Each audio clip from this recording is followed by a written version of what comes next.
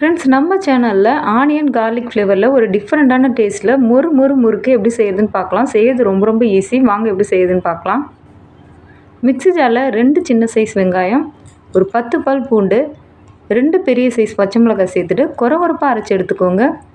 ஒரு பேனில் 2 table spoon எண்ணெய் சேர்த்துட்டு அரைச்சி எடுத்த விழுது சேர்த்துட்டு இது 2 நிமிஷத்துக்கு வதக்கின பிறகு 1/4 கப் அளவுக்கு மட்டும் தண்ணி சேர்த்துக்கோங்க. தேவையான அளவு உப்பு சேர்த்து நல்லா கலந்து விட்ட பிறகு 1 கப் பச்சரிசி மாவு சேர்த்துட்டு இதை நல்லா மிக்ஸ் பண்ணிக்கோங்க.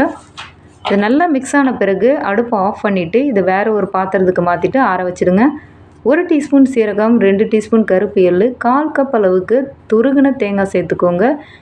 கையில் எண்ணெய் தடவிட்டு இது நல்லா முறுக்கு மாவு போல் பிசைஞ்சு எடுத்த பிறகு முறுக்கு அச்சியில் கொஞ்சமாக சேர்த்துட்டு எண்ணெயை நல்லா சூடு பண்ணிவிட்டு டேரெக்டாக பிழிஞ்சு எடுத்துக்கோங்க. இல்லைனா ஒரு ஜல்லிக்கடையில் பிழிஞ்சு எடுத்துகிட்டு கூட திருப்பி போட்டு நல்லா 2 பக்கமும் சிவந்து வந்த பிறகு எடுத்திங்கன்னா டேஸ்டியான ஆனியன் கார்லிக் ஃப்ளேவர் முறுக்கு ரெடி.